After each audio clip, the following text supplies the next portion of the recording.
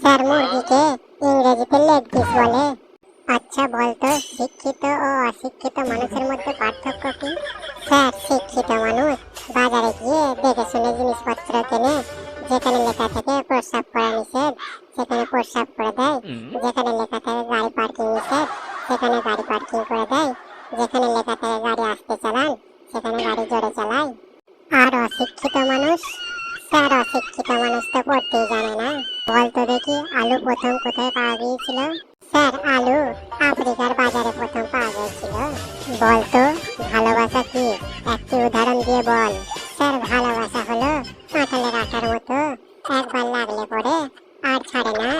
ভালোবাসা হলো এমন এক জিনিস, যখন ছেলে বোঝে তো তখন মেয়ে বোঝে না, যখন মেয়ে বোঝে তখন ছেলে বোঝে না, আবার যখন ছেলে মেয়ে দুজনেই বোঝে তখন বাড়ির লোক বোঝে না। আচ্ছা বলতো, মুরগিকে ইংরেজিতে কি বলে? স্যার, মুরগিকে ইংরেজিতে লেগ পিস বলে। বল, নাকের চুলকে ইংরেজিতে কি বলে? স্যার, নাকের চুলকে ইংরেজিতে নোজ প্ল্যান্ট বলে। এটা ভুল উত্তর। ভুল উত্তর কেন? বাবাকে ফোন করব, বাবাকে ডাকবো এখানে। তার মানে তুই যা বলবি তাই ঠিক, আমি কিছু জানি না নাকি?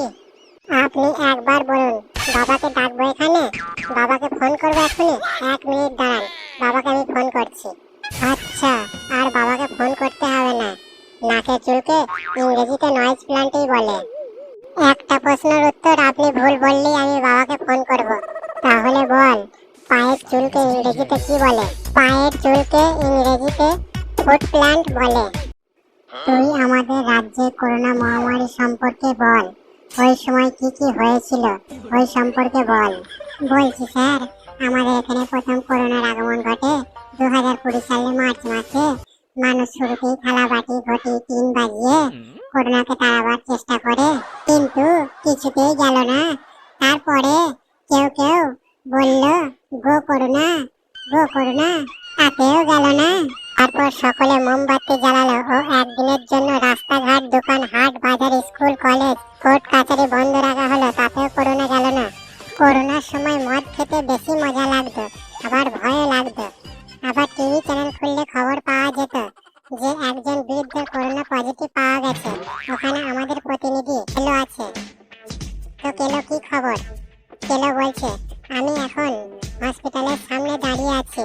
আক্রান্ত বৃদ্ধকে কোয়ারেন্টাইনে পাঠানো হয়েছে, আর ওই বৃদ্ধের বাড়িটি বাঁশের বেড়া দিয়ে ঘিরে ফেলা হয়েছে, আর পুরো এলাকাটা স্যানিটাইজেশন করার প্রক্রিয়া চলছে।